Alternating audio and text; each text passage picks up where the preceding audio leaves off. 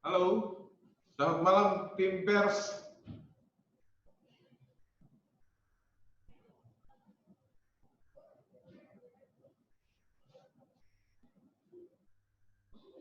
Selamat malam tim pers COVID-19. Malam.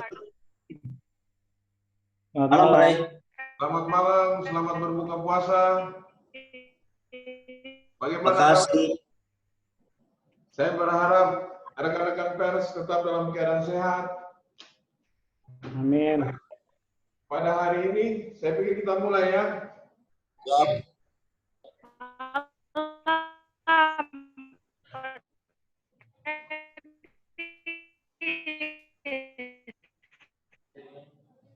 Iya, rekan-rekan pers sekalian, pada malam hari ini tim Kominfo kembali memfasilitasi kita dalam pertemuan video conference untuk menyampaikan situasi terkait upaya tim gugus tugas percepatan pengendalian COVID-19 Kabupaten Mimika.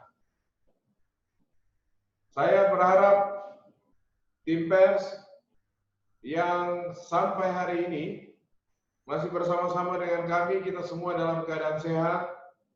Dan pada malam hari ini kami ingin menyampaikan perkembangan kasus COVID-19 di Kabupaten Mimika.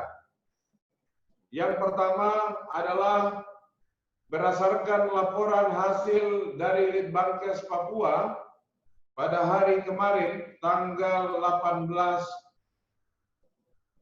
Mei tahun 2020, dari 40 spesimen yang dirujuk oleh RSUD Mimika, laporan yang kami terima bahwa 40 spesimen ini semuanya dinyatakan negatif. Oleh karena itu, pada hari ini, jumlah kasus COVID-19 tidak ada penambahan pasien baru, sehingga kasus aktif pasien COVID-19 yang masih ditangani oleh tim medis berjumlah 109, di mana 109 pasien yang terkonfirmasi positif COVID-19 ini berada di 3 rumah sakit, yaitu RSUD Mimika, tim medis sedang menangani 32 kasus, Rumah Sakit Mitra Masyarakat, tim medis sedang menangani 3 kasus, dan di Rumah Sakit Tembagapura, tim medis sedang menangani 74 kasus. Di hari ini juga perlu kami laporkan bahwa berdasarkan laporan dari tim medis di 3 rumah sakit ini, belum ada pasien baru yang dinyatakan sembuh dari COVID-19. Demikian pula di hari ini kita bersyukur bahwa tidak ada pasien yang sedang ditangani oleh tim medis yang dilaporkan meninggal dunia. Dan kami berharap dukungan seluruh warga masyarakat Kabupaten Mimika kepada tim medis dan juga pasien yang sedang dirawat ini semua bisa berjalan dengan baik proses perawatannya dan pada akhirnya bisa sembuh dalam waktu yang tidak terlalu lama. Tim pers, pada hari ini juga perlu kami sampaikan khusus untuk pasien dalam pengawasan,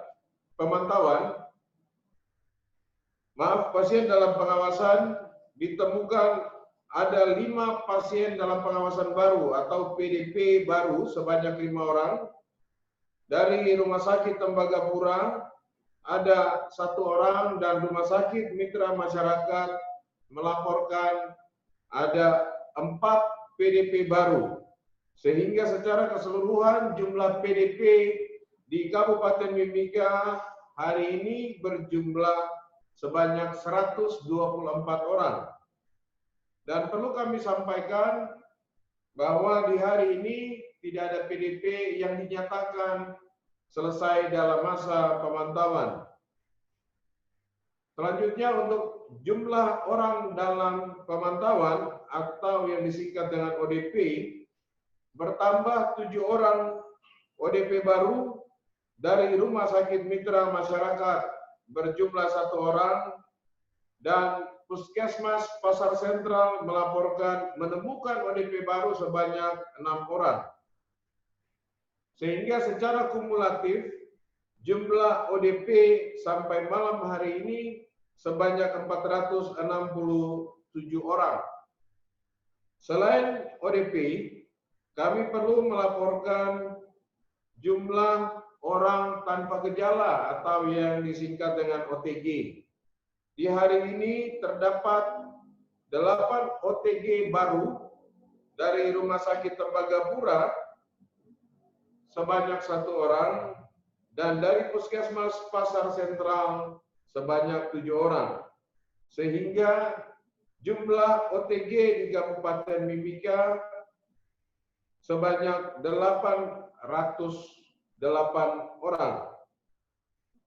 Tim pers dan rekan-rekan sekalian, pada kesempatan ini kami juga ingin menyampaikan bahwa menindaklanjuti surat dari Vice Presiden Hubungan Pemerintahan Papua PT Freeport Indonesia, yaitu dengan memberikan kesempatan kepada pemerintah Kabupaten Mimika melalui fasilitas kesehatan rumah sakit rujukan yang menangani COVID-19 maupun fasilitas kesehatan swasta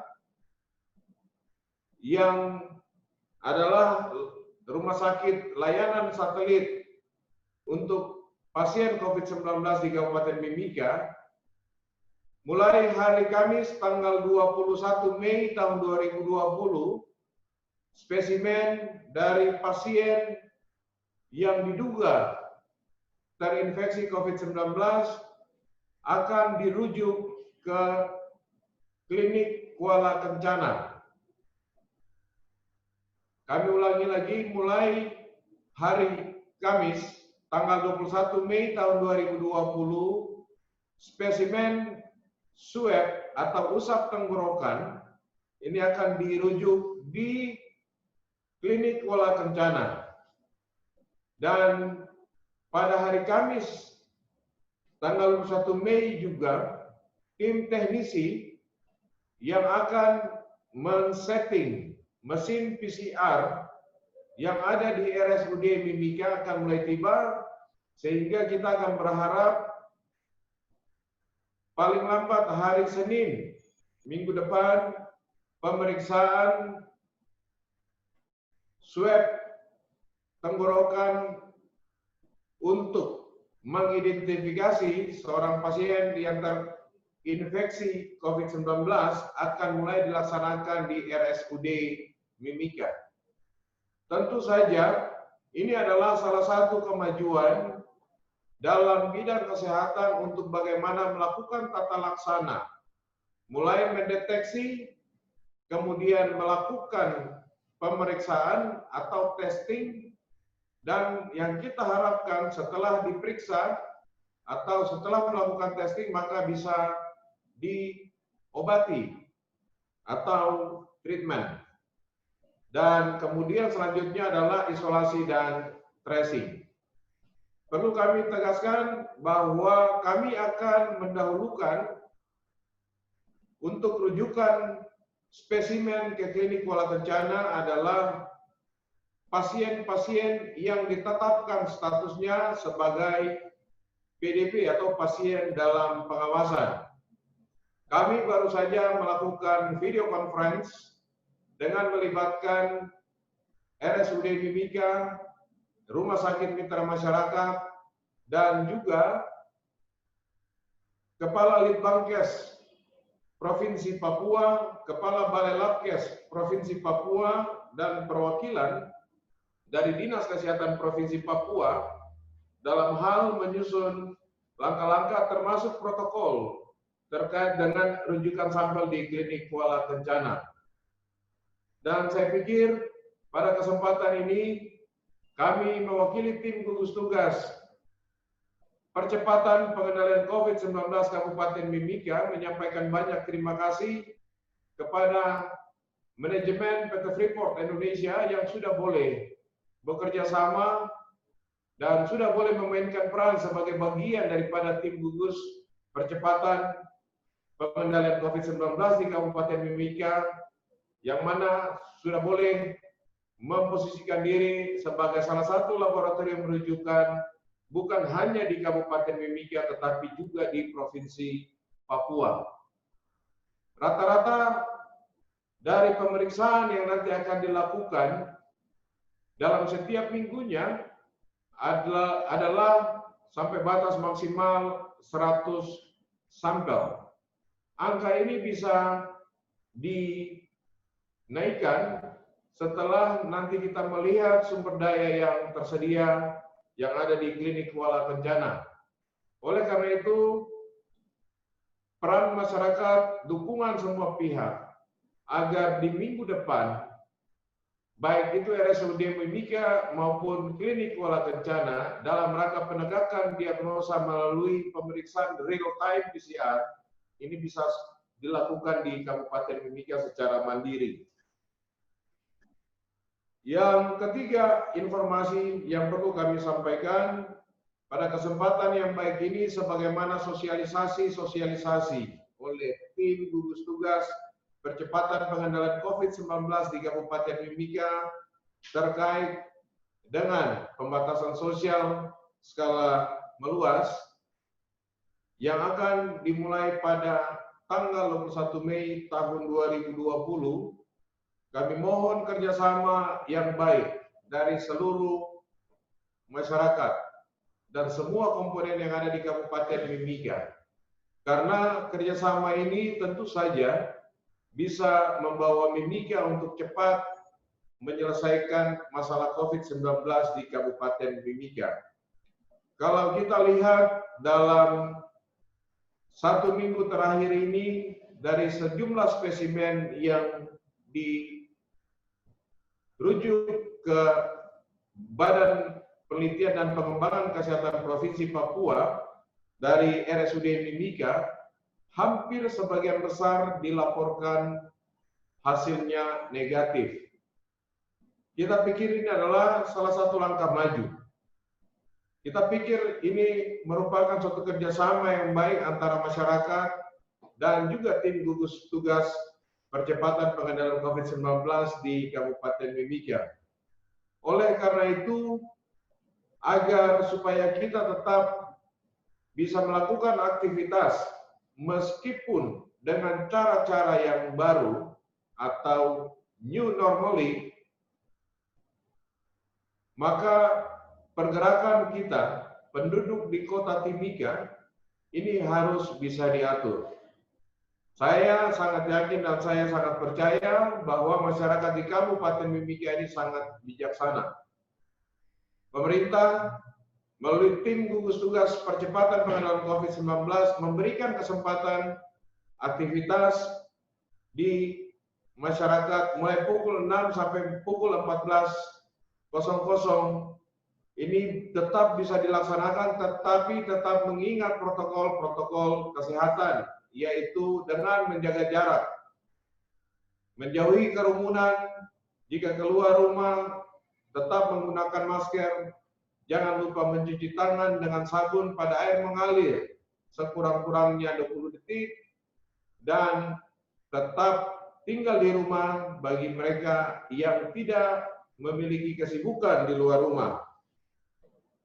Yang terakhir, kami juga mau sampaikan bahwa sampai hari ini atau sampai malam ini, jumlah orang yang diisolasi di shelter, dalam hal ini di Wisma Atlet maupun di MSC, di shelter untuk OTG yang ada di shelter berjumlah sebanyak 17 orang.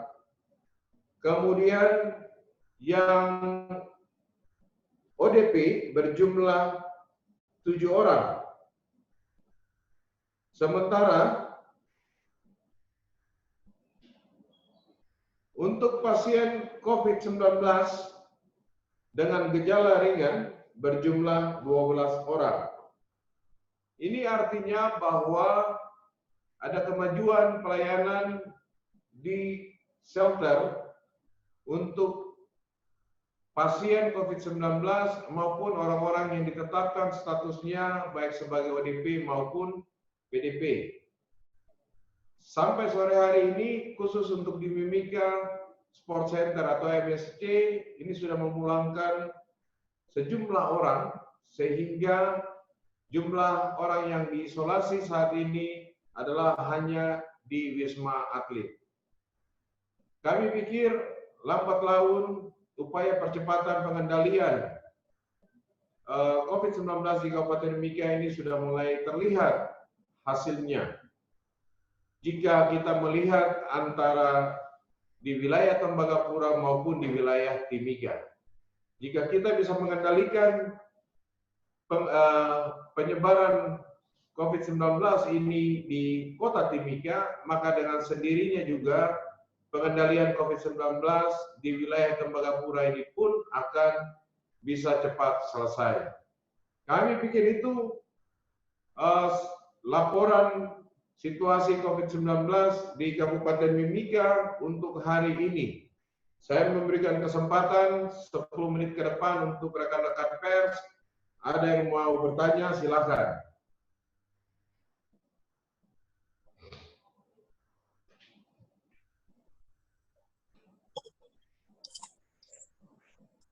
Malam, Pak Rey. Malam, Mas Ani. Ya, Pak Rey, mungkin kita bisa update lah terkait dengan tes, apa itu namanya, rapid test. Rapid test itu mungkin sampai sejauh ini sudah berapa yang di rapid test dan mungkin ada berapa yang reaktif begitu, Pak Rey. Terus pertanyaannya yang kedua, saya lihat di data juga ada 1 orang lagi PDP yang meninggal itu. Kemarin kan 8, sekarang sudah 9. Nah, yang 1 meninggal ini, apakah dia PDP yang sedang dirawat atau bagaimana? Kriteria menentukan PDP untuk yang meninggal itu bagaimana, Pak? Terima kasih. Baik, terima kasih Mas Ani. Jadi jumlah orang yang sudah mengikuti tes cepat antibodi itu sudah mencapai hampir 900 orang dengan jumlah kasus positif secara keseluruhan 700 orang. Tetapi dari jumlah tersebut sudah banyak yang melakukan isolasi mandiri, kemudian sesuai dengan protokol kami pada hari ke-10 dan hari ke-14 dites kembali dengan tes cepat atau rapid test, dinyatakan sembuh, maka kami menyatakan mereka adalah sehat dan melanjutkan isolasi mandiri di rumah untuk 14 hari. Kenapa demikian? Karena saya pikir secara nasional untuk pemeriksaan real time PCR itu masih sangat terbatas. Sehingga bagaimana upaya percepatan ini tetap harus dilakukan. Demikian pula tujuan rapid test adalah untuk selain menjaring kasus, tapi juga untuk melakukan isolasi terhadap mereka yang terdeteksi antibodinya positif atau yang sering disebut reaktif. Nah, ini juga supaya bisa kami pantau selama 14 hari dan juga bisa dinyatakan statusnya. Memang ada bottleneck yang terjadi, yaitu penegakan diagnosa yang harus tertunda karena spesimen dari orang yang ditetapkan antibodinya positif, ini harus dirujuk ke Jayapura. Itu yang pertama. Yang kedua, hasil pemeriksaan yang ditunggu pun ini akan menjadi masalah karena rata-rata 3 hari setelah spesimen itu terkirim. Yang ketiga, kapasitas terutama bahan medis habis pakai untuk melakukan pengambilan spesimen swab tenggorokan maupun kerongkongan ini pun masih menjadi hambatan. Tidak hanya di Kabupaten Mimika, tapi saya pikir untuk seluruh wilayah di Indonesia. Bagaimana langkah-langkah yang diambil supaya orang-orang yang ditetapkan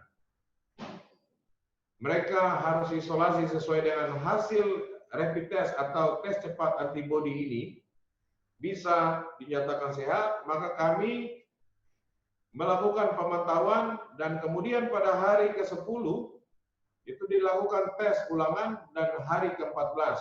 Jika negatif maka dinyatakan sehat. Jika masih positif, maka kami akan meminta untuk melakukan isolasi dan merujuk untuk dilakukan usap tenggorokan atau swab dan setelah itu spesimennya dirujuk.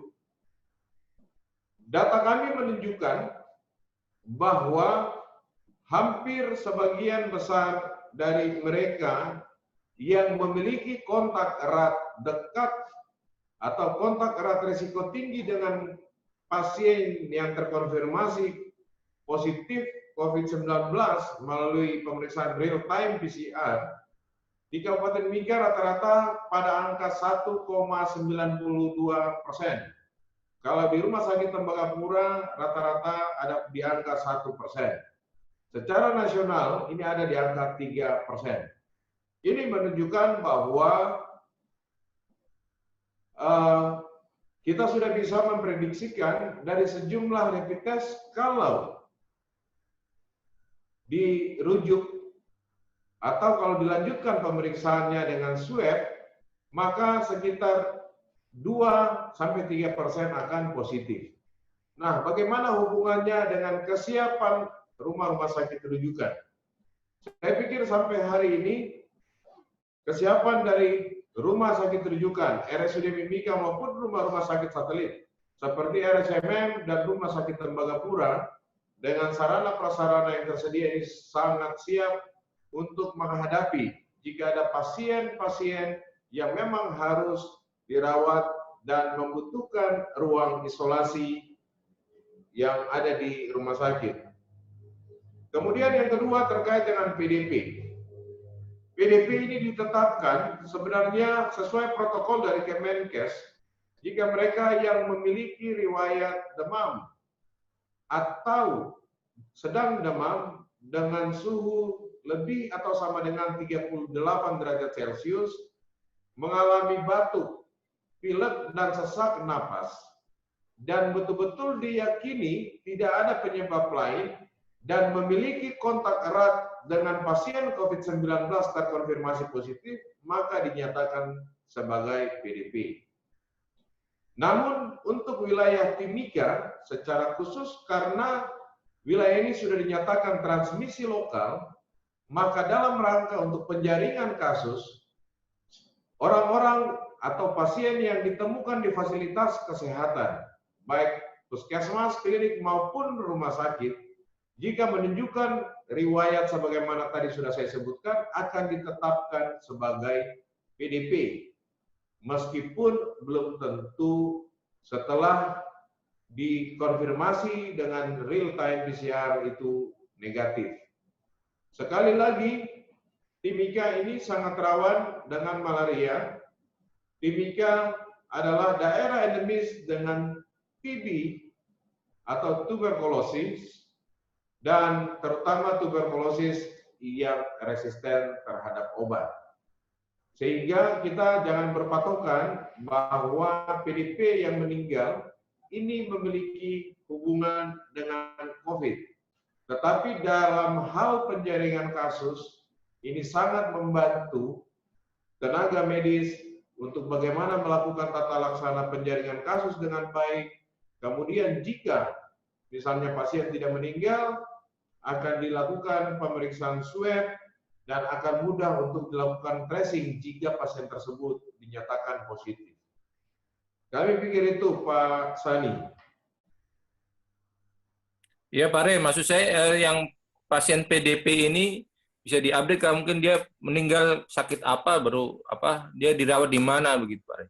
Baik, pasien PDP yang meninggal ini sebenarnya 2 hari lalu tanggal 17, tetapi baru dilaporkan hari ini kematiannya di RSMM, Rumah Sakit Mitra Masyarakat.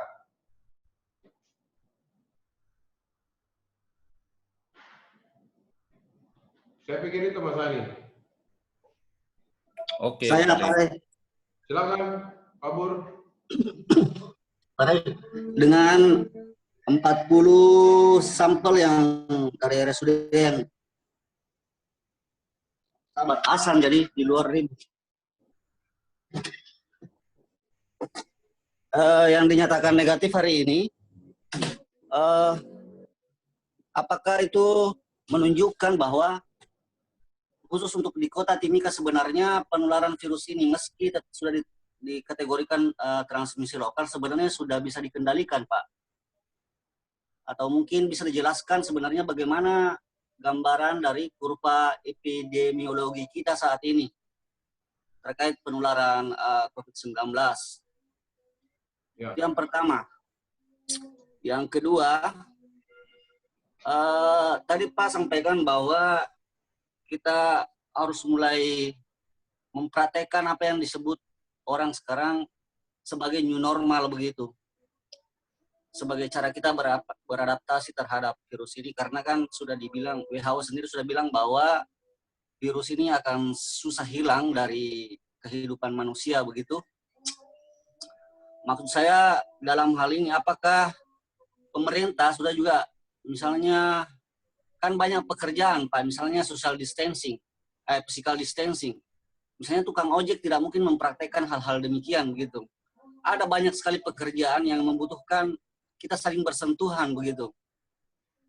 Maksud saya terkait itu misalnya saya perhatikan misalnya di tempat-tempat belanja umum saja, kalau kita belanja itu misalnya beli sayur, belum ada marka atau tanda-tanda misalnya di mana orang harus berpijak supaya tetap menjaga jarak fisik dengan pelanggan lain begitu. Maksudnya normal ini itu memang slogan yang bagus, tapi dalam prakteknya kita menghadapi new normal ini menurut saya kita belum sepenuhnya siap begitu. Misalnya juga bahwa bagaimanapun penerbangan tetap akan dibuka pada akhirnya begitu antar daerah begitu, karena roda ekonomi kemudian pergerakan masyarakat yang berpengaruh pada roda ekonomi kita juga pada akhirnya harus kembali dibuka semua begitu. Misalnya penumpang yang kemudian datang ke sini, apakah di hari-hari mendatang ketika penerbangan dibuka kembali itu pemerintah sudah menyiapkan misalnya bahwa dia harus dikarantina selama 14 hari atau mungkin 28 hari atau bagaimana untuk mengantisipasi bahwa hidup benar-benar sudah berubah di masa-masa mendatang karena virus ini begitu. Saya pikir itu saya dulu Pak Re. Minta maaf kalau agak-agak ngawur. Ya, baik. Terima kasih Pak Bur. Saya pikir COVID-19 ini memiliki hubungan karakteristik kasus dengan penduduk dan juga pola aktivitas kehidupan sehari-hari penduduk. Saya belum berani mengklaim bahwa masalah COVID-19 akan ending di Timika dalam jangka waktu dekat. Oleh karena sebenarnya hasil yang negatif PCR ini adalah bukan kontak erat resiko tinggi dengan kasus. Ini adalah mereka yang ditangkap secara massal, yang diperiksa secara massal, kemudian misalnya tenaga kesehatan. Ataupun kemarin kita lihat petugas-petugas yang bertugas di jalan untuk mengatur lalu lintas. Ini betul-betul bukan bagian dari kontak erat resiko tinggi dengan kasus. Sehingga jika ini kalau negatif, memang ini akan bermanfaat untuk kita.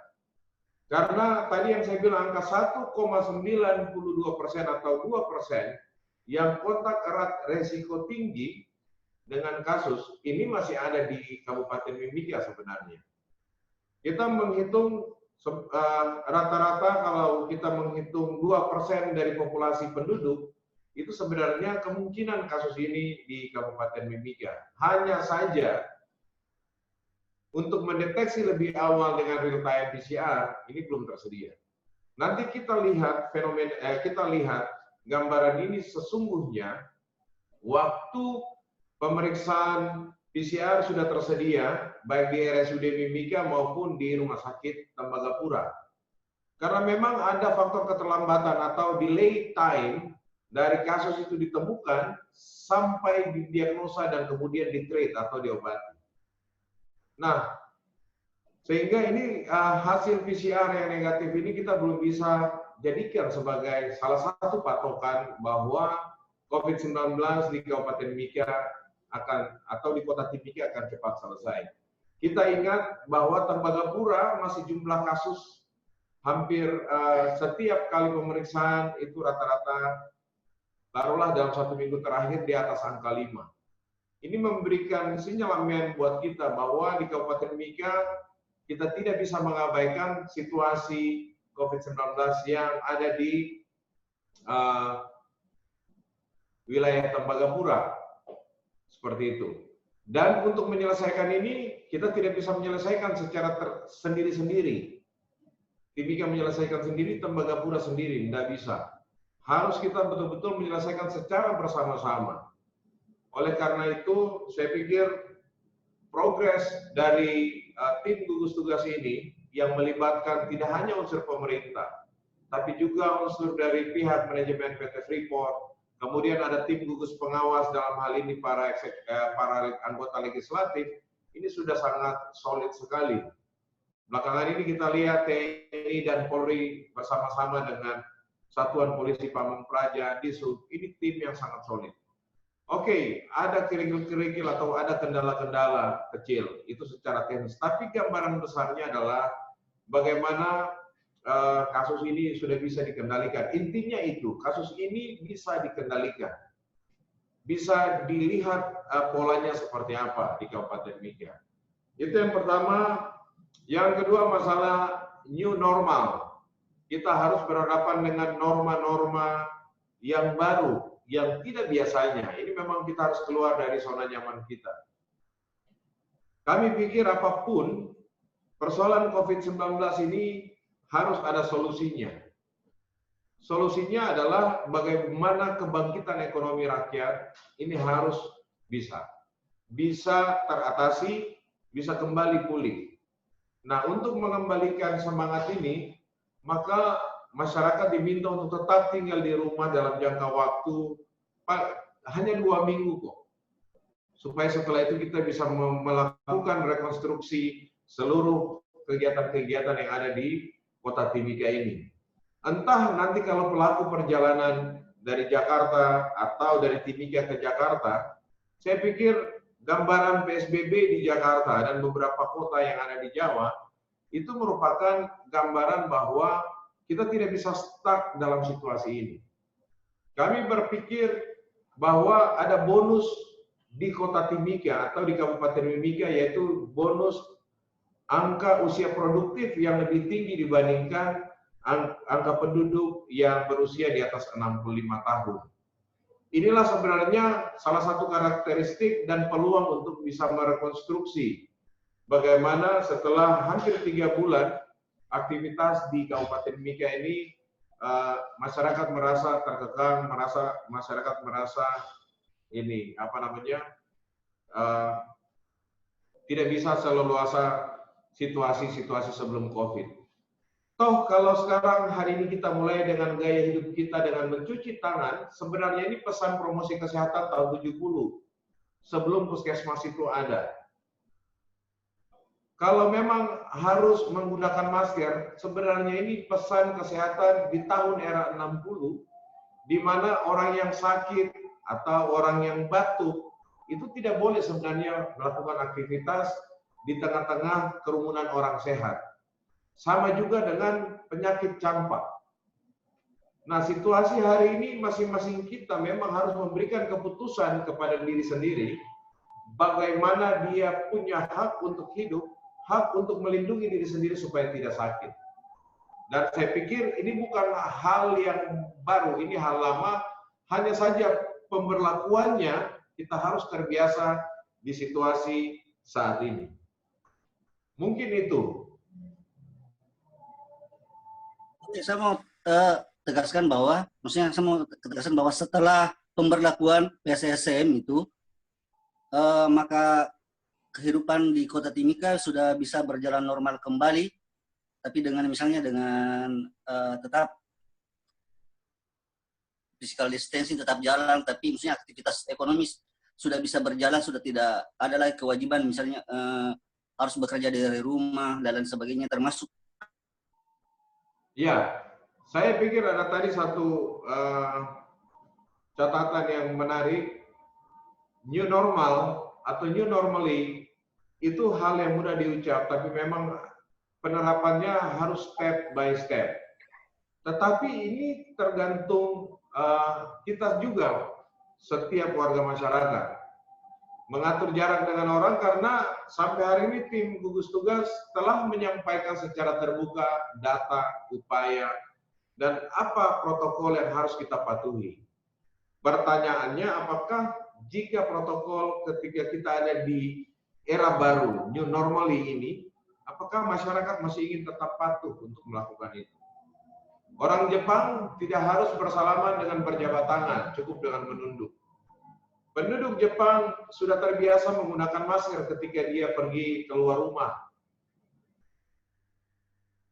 Kemudian sudah terbiasa mendengar pesan-pesan promosi kesehatan mencuci tangan. Saya pikir ini kembali kepada masing-masing kita. Yang jelas memang aktivitas misalnya perkantoran, menjaga jarak, kemudian menjaga jarak, baik itu social distancing, physical distancing, baik di ruang publik maupun di kantor-kantor pemerintahan, termasuk aktivitas kota, ini pasti akan diatur, dan ini tidak mudah. Tantangan ini kan menjadi tantangan terbesar bagi seluruh pemerintahan di dunia, termasuk kita di Indonesia, khususnya juga di Timika, jika kita masuk pada era itu.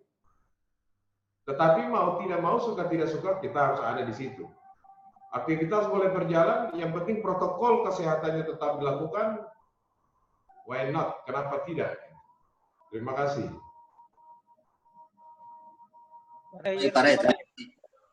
Selamat malam, Pak Rey. Selamat malam, MCTV. Ya, selamat malam, Pak Rey. Saya mau tanya sedikit aktivitas teman-teman di pesisir pantai, mungkin dari Puskesmas atau Pustu. Ini kan kita lagi menghadapi masa pandemi. Di sisi lain kita masuk juga nanti beberapa hari ini hari raya. Nah, kira-kira di pesisir pelayanan tetap berjalan atau gimana, Pak? Baik. Terkait dengan pandemi COVID-19 ini, pada akhirnya skenario pelayanan ini harus juga disesuaikan dengan kondisi saat ini. Sebagai contoh, untuk tenaga kesehatan yang akan kembali ke daerah pesisir pantai, maka harus menggunakan protokol PSSM, yaitu melakukan pemeriksaan tes antibodi dengan tes cepat. Jika sehat, baru bisa turun. Tetapi sampai di puskesmas, untuk melakukan pelayanan puskesmas esensial, 5 pelayanan dasar utama, yaitu promosi kesehatan, pelayanan kesehatan ibu dan anak, upaya kesehatan gizi, upaya kesehatan pencegahan dan pengendalian penyakit menular, dan upaya kesehatan lingkungan, ini harus disesuaikan dengan kondisi saat ini. Kementerian Kesehatan beberapa waktu lalu baru menerbitkan protokol pelayanan kesehatan di tingkat fasilitas kesehatan tingkat pertama, dalam hal ini puskesmas, di era pandemi COVID. Kami dari Dinas Kesehatan sedang menyusun protokol ini, tetapi untuk tenaga kesehatan yang akan melakukan perjalanan kembali ke tempat tugas jika mereka ada di wilayah transmisi lokal, zona merah maupun zona kuning, maka mereka wajib mengantongi surat keterangan sehat yang dikeluarkan oleh Dinas Kesehatan. Setelah itu mendapat rekomendasi dari Ketua Gugus Tugas Percepatan Pengendalian COVID-19. Nah, terkait dengan beberapa waktu lalu ada informasi yang mungkin juga didengar oleh teman-teman media. Kami dari Dinas Kesehatan sudah mengkonfirmasi dan sudah diklarifikasi bahwa sebenarnya tim Puskesmas Atuka itu ada di tempat seperti itu. Tapi dalam arti tidak ada hambatan ya, pelayanan tetap berjalan meskipun ada rolling ya, seperti begitu Pak. Ya, sebenarnya kalau Terus tidak ada hambatan terberat adalah yaitu pelayanan kesehatan dasar harus disesuaikan dengan kondisi COVID-19. Kalau untuk mengirim petugas ke tempat tugas itu tidak masalah. Tetapi bagaimana petugas ini menyesuaikan pelayanan kesehatan di era COVID ini menjadi persoalan. Makanya kami akan menyesuaikan protokol terbaru terkait dengan pelayanan kesehatan dasar di Puskesmas terkait dalam situasi pandemi COVID-19. terima kasih Pak infonya. Pak Rey Irsul. Ya, Pak Irsul, silakan. Pak Rey, mulai 21 nanti kan akan diberlakukan PSBM, pembatasan sosial secara meluas. Nah, terus menurut Pak Rey, menurut tim gugus, apakah perlu saat PSSM berlaku relawan-relawan ikut jaga jalan seperti itu? Karena di Jayapura itu mendapat protes seperti itu. Terima kasih Pak Rey. Baik, besok pagi tim terpadu yang terdiri dari anggota TNI, Polri, kemudian Satuan Polisi Pamung Praja, Dinas Perhubungan, itu yang akan ditugaskan melakukan pengawasan terhadap titik-titik di mana masyarakat tidak boleh melintas di daerah itu. Andai kata pun ada relawan dari elemen masyarakat, misalnya organisasi pemuda ataupun organisasi kemasyarakatan yang lain, sudah pasti akan ada di bawah pengawasan tim terpadu anggota TNI Polri. Kami pikir itu. Baik Pak Rey, terima kasih. Terima kasih. Saya pikir begitu tim pers. Banyak terima kasih untuk kebersamaannya malam hari ini. Besok kami akan tetap menyampaikan informasi terkait dengan COVID-19 di Kabupaten Mimika. Terima kasih buat rekan-rekan pers sekalian. Terima kasih buat tim Kominfo yang sudah dari sore tadi memfasilitasi kami pertemuan dengan Dinas Kesehatan Provinsi, Litbang, Papua, Balai Labkes, dan juga pihak manajemen PT Freeport Indonesia. Saya berharap kita tetap sehat, tinggal beberapa hari lagi kita memasuki Hari Raya Idul Fitri. Saya sangat berharap tim pers tetap menyuarakan informasi yang objektif, kemudian tetap bisa membuat situasi yang nyaman di Kota Timika ini dengan pemberitaan yang objektif, independen, tetapi juga berwibawa serta santun. Terima kasih buat semua. Selamat malam, Tuhan memberkati kita. Assalamualaikum warahmatullahi wabarakatuh. Waalaikumsalam, Pak Rey, hormat. Terima kasih. Sama-sama. Terima kasih Pak Rey. Oke.